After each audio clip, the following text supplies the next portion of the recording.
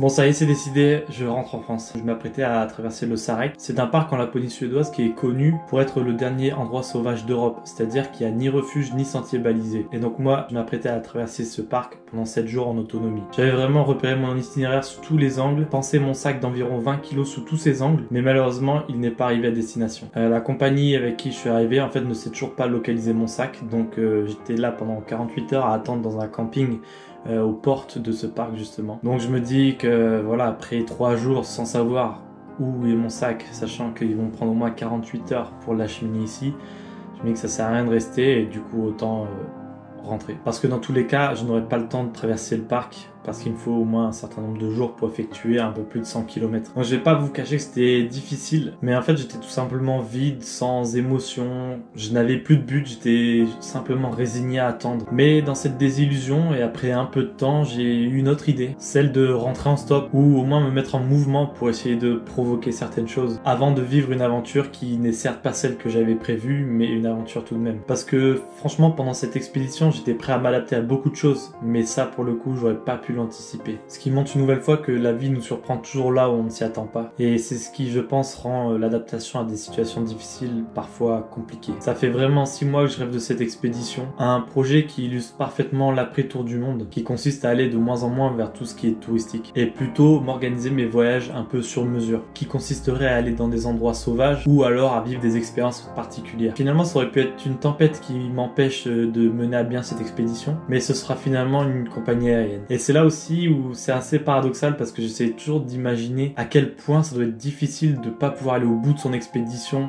parce qu'il nous arrive quelque chose en cours de route comme du matériel qui casse. Mais maintenant j'ai l'impression que je pourrais accepter cette situation beaucoup plus facilement. Je veux dire, même pas pouvoir voir à quoi ça ressemble alors que j'ai passé des heures et des heures sur des images satellites ou à lire des récits de gens qui ont fait la même expérience. Mais bon voilà, comme je le dis souvent et que je le pense vraiment, le meilleur est toujours à venir et qu'il faut pas rester sur des éléments du passé, plutôt avancer vers ce qui nous attend. Et finalement, je suis d'une certaine façon content d'avoir franchi le pas et d'être parti vers mon expédition parce que là, chaque moment qui passait, j'avançais plus vers mon objectif et ça devenait vraiment réel. Et c'est aussi pour ça que je voulais pas me contenter de rentrer chez moi en prenant le premier train, le premier avion, parce que ça laisserait vraiment un goût trop amer à cette aventure. Parce que finalement, je serais rentré chez moi à me lamenter plutôt que d'avoir plein de possibilités ici. Et justement, essayer de rebondir et faire appel à ma créativité. Après, ça va pas être facile parce que forcément, j'avais tout prévu là et parce que forcément, mon but, ça va pas être de dépenser 2 fois plus pendant ces vacances. Et donc maintenant, je m'apprête à repartir de Laponie vers l'inconnu. Donc ça sera soit rentrer en France en stop, soit voir un peu ce que je peux trouver en Suède. Mais le but, ce sera vraiment d'être hébergé et de manger de la nourriture que j'ai pu sauver du sac. Mais juste avant de partir, je vais vous montrer un peu ce que j'ai pu sauver. Ok, donc là, j'ai une pochette. Donc ça, c'est les batteries du drone avec le drone. Donc ça, les batteries de GoPro. Une GoPro là et une GoPro que je tiens. Donc là, télécommande du drone, une batterie pour recharger. Donc là, il y a ce que j'ai acheté ici. Donc le déo, dentifrice, shampoing et une brosse à dents. Et donc là, voilà, c'est la nourriture que je prévois pour la semaine à venir. Voilà, donc le défi que je me fixe, c'est vraiment d'essayer de dépenser le moins possible. Un peu dans l'esprit de Nuit et Culotté, pour ceux qui connaissent, c'est vraiment une émission qui a changé littéralement ma vision du voyage et que je vous encourage vraiment à regarder. Mais après, dans tous les cas, j'ai qu'à me laisser porter par l'aventure. Et l'aventure commença vraiment rapidement parce qu'en sortant de mon bungalow, j'ai rencontré 2 Suédois qui m'ont directement invité chez eux et donc qui me notaient leur adresse sur un morceau de papier. Eux étaient en vacances ici, mais ils habitaient plus bas dans le sud où ils allaient quelques jours plus tard. Donc je gardais ça au cas où, mais je partais pour mon aventure. Et ça y est, c'est parti. Il est 14 h. Ce matin, j'ai pris contact avec un ancien collègue parti en camping-car avec sa copine et qui était actuellement en train de remonter la Suède. Et il se situait à quelques centaines de kilomètres. Il était d'accord pour m'héberger une nuit, et donc voilà un premier objectif.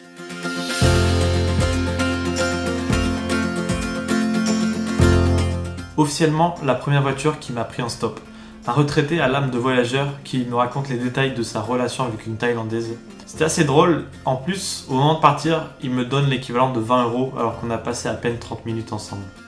Quand en plus la deuxième personne qui me prendra en stop m'offrira ce repas, et là, je peux vous dire qu'on ne dit pas non. Et me voilà arrivé à l'extérieur d'une ville sur un rond-point où j'ai vraiment galéré pendant 2 heures et en fait il y avait un fast-food juste à côté. Donc je me suis décidé à aller les voir pour essayer de me fabriquer une pancarte là-bas avec quelque chose qu'ils pouvaient me donner. Mais malheureusement, ça n'aura pas été la recette miracle, donc j'ai essayé encore 1 heure, mais là il commençait à être 20 h, donc je me disais que ça allait plus très bien marcher. Et donc je me suis mis en marche vers la ville pour essayer de trouver un endroit où dormir. Et donc je repère une station-service parce que dans la série, c'est vrai que parfois ils dorment dans ce genre d'endroit, donc je m'étais préparé mentalement à le faire. Et là vers minuit, je me décide de m'allonger pour essayer de dormir un petit peu. Donc je me mets par terre et j'essaie de faire abstraction du passage incessant parce qu'en fait ça va être la seule boutique qui vend à manger et qui est ouverte 24/24. Et finalement vers 3 h, on me demande de rester assis sur une chaise, ce qui est normal, mais je veux dire que c'était pas les 3 heures les plus reposantes de ma vie. Et donc je vais essayer de dormir assis, mais finalement en fait ça te détruit le dos, donc c'est plus galère qu'autre chose. Donc je me mets à regarder l'épisode de Nuit culottée pour essayer de passer le temps et essayer d'analyser un peu plus comment ils font pour dormir chez les gens. Et là je me rends compte qu'il n'y a pas photo, il faut faire du porte-à-porte, il faut vraiment provoquer les choses. Il est 6 h du matin, j'ai de la chance, le beau temps est au rendez-vous, donc je me mets en route. Hier, j'ai pas réussi à atteindre mon objectif, mais là, cette fois, j'y arriverai notamment grâce à ce chauffeur. Et voilà, 3 heures plus tard, me voilà dans le camping-car avec Antoine, Marion et Moons. Et ma première mission, ça aurait été de lui faire acheter une canne à pêche, le même kit que j'ai acheté l'année dernière quand j'étais jusqu'au Cap Nord en 4L, parce que c'était un tel plaisir et je savais qu'il avait envie, mais qu'il n'avait pas trouvé la bonne affaire. Et franchement, si vous débutez, allez dans les magasins Biltema, ils ont une boîte comme ça à 20 € où il y a franchement tout, il y a la canne, etc. Et pour débuter, c'est vraiment l'idéal. Je venais pour une nuit à la base, mais avec les séquelles de la nuit passée en station-service, j'étais vraiment bien avec eux et ça nous a vraiment permis de nous connaître davantage. Et je les remercie énormément parce que je me suis vraiment jamais senti de trop, ce dont j'avais un peu peur forcément en arrivant dans un camping-car avec un couple. Et c'est vraiment mon appel de l'aventure qui m'a poussé à partir 3 jours plus tard. Comme un symbole, on s'est quitté à la sortie d'un magasin de pêche où en fait je lui aurais acheté un appât avec l'argent qu'on m'avait donné lors du premier autostop. Et ça y est, me voilà reparti. Et là, je vous présente le rond-point de la mort, où j'ai littéralement attendu 3 heures, une vraie épreuve mentale. Parce que je savais que je partais pour l'aventure, mais je vous jure qu'en 3 heures, il est vraiment impossible de se dire que c'était pas une décision de merde que de partir d'un endroit où j'étais bien pour me retrouver là. Mais quand on a des convictions, il faut savoir s'accrocher. Et maintenant, je regrette pas du tout, au contraire, parce que je sais que c'était la bonne décision à prendre pour suivre ma volonté d'aventure. Et que c'est vraiment mon instinct qui m'a mené là et que j'ai bien fait de le suivre. Mais je vous jure qu'à un moment, j'avais juste envie de m'allonger dans le bas-côté, dans le fossé, et attendre je ne sais quoi tellement j'en pouvais plus. Et là, le sauveur, une voiture enfin, et là on a roulé jusqu'à la ville où j'étais en fait dans la station-service. Mais finalement, après 1 heure de route, il a appelé sa femme pour lui demander la permission et ils étaient d'accord pour m'héberger une nuit. Et là c'est vraiment le soulagement parce qu'en fait la nourriture, on est capable de s'en passer même si on a tout le temps des pulsions. Mais quand tu sais où tu vas dormir, là l'apaisement il est vraiment beaucoup plus important. Et franchement ce sentiment il est magique. Petit dîner, promenade avec le chien au coucher de soleil et Netflix à la bière sans alcool.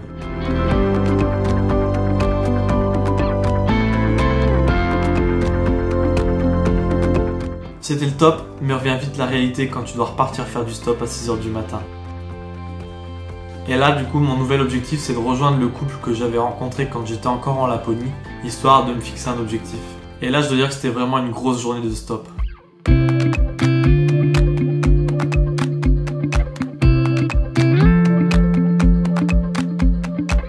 J'ai fait 3 voitures avant de tomber sur ce chauffeur, un Polonais qui ne parlait pas vraiment anglais mais qui me propose de manger quelque chose, donc forcément moi j'accepte. Et là il m'a vraiment tout sorti, et tout était neuf mais en fait il voulait que j'ouvre tout. Jusqu'au moment où j'avais plus faim et en fait il m'a quand même mis un bocal de ragoût au micro-ondes. Et j'ai quand même goûté par respect mais franchement dessert c'était trop.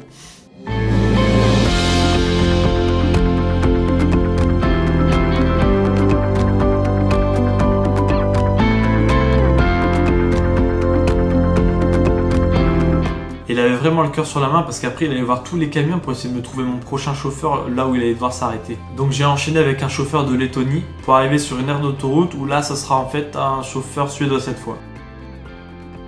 J'aurais eu la chance qu'il m'offre à son tour un sandwich sur une aire de repos, mais je voyais le temps passer et il ne pouvait pas m'héberger. Et je me disais que je ne pourrais pas atteindre cet objectif malgré déjà les 900 km parcourus sur cette journée. Et c'est vers 20h30 que je lui demande de m'arrêter vers une petite ville pour que je puisse trouver un endroit pour dormir. Et donc j'arrive rapidement dans ce petit endroit pavillonnaire où je mets en application les enseignements. Et donc je fais du porte-à-porte en expliquant que je vais aller sans argent. Et finalement, en arrivant au bout d'une rue, après avoir fait 6 ou 7 maisons, je vois un gars au fond assis dans son jardin. Du coup je lui fais signe, il me fait signe aussi. Du coup je me dépêche de faire le tour et d'aller devant sa maison. Et je lui explique mon histoire et ma démarche. Et il accepte finalement de m'héberger dans son camping-car. Et là je veux dire que le soulagement est toujours magique parce que du coup je m'étais mis en tête de faire du porte-à-porte, ce que j'ai fait, et ça a marché, donc franchement c'était exceptionnel.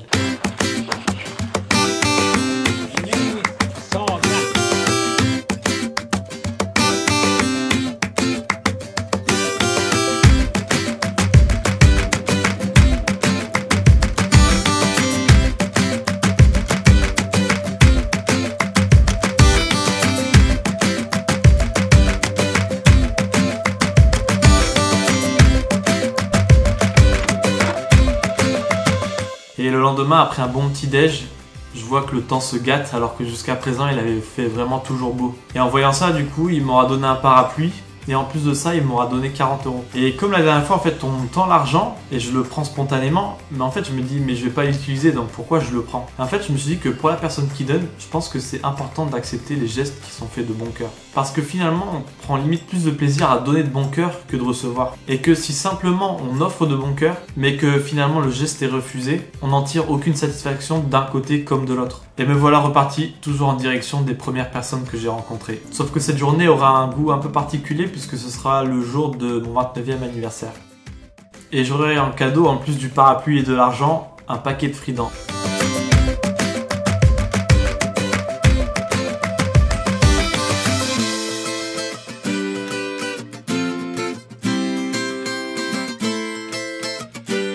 Après quelques heures, j'arrive à l'adresse qu'on m'avait indiquée.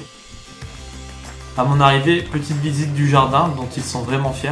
Parce qu'en apprenant à les connaître, en fait, ce sont des personnes qui vivent avec le confort de base, très portés sur la nature et tous les deux profs de yoga. Et en fait, à un moment, je leur ai même posé la question et ils m'ont dit oui, en fait, on est des hippies, mais sans les drogues. Et c'était vraiment super intéressant parce qu'ils sont pas du tout en dehors du système, mais ils ont une vision de la vie très à eux et très axée sur l'essentiel. Avec des idées parfois peu communes comme leur enfant qui les appelle par leur prénom et pas papa ou maman. Et c'était vraiment sympa de passer du temps avec eux, ils ont vraiment été généreux. Dont le petit qui m'a offert un de ses jouets et l'équivalent de 2 €, mais que cette fois je pouvais vraiment pas accepter. Avant-dernier jour, je me rends donc en direction de Stockholm où j'ai toujours mon billet d'avion retour. Je fais un crochet d'abord par la ville d'Örebro où j'étais étudiant il y a 9 ans pendant le temps d'un semestre afin de me remémorer certains souvenirs et passer tout simplement du bon temps à déambuler dans la rue.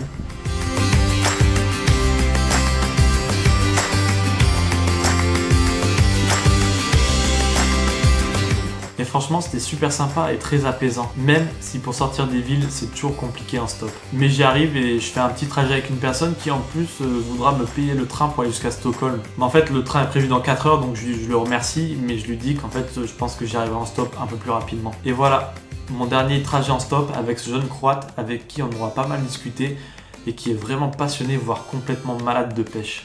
Et j'en profite pour insister parce que c'est vrai que le temps d'une vidéo on se rend pas vraiment compte je pense. Mais franchement l'autostop c'est vraiment pas difficile mais c'est très loin d'être facile. Parce que là j'ai vraiment jamais senti le danger mais pour les émotions c'est des vraies montagnes russes. Tout simplement parce que vous êtes 100% dépendant des autres et pas de vous. Donc c'est beaucoup de plaisir quand on est en haut mais quand on est en bas il faut savoir s'accrocher. Et c'est pourquoi avant un voyage comme ça il est important de se préparer mentalement. Et je pense surtout quand on est seul. Parce que je pense qu'à deux il y a toujours cette mécanique quand il y en a un qui craque, même si l'autre il en peut plus, il va quand même tenter de le réconforter et 10 minutes plus tard, les rôles peuvent s'inverser. Et ça y est, me voilà arrivé à Stockholm et j'avais quand même en tête un dernier défi. Trouver à manger sans payer. Et je tente ma chance dans un kebab, toujours dans la démarche d'offrir un service en échange de quelque chose.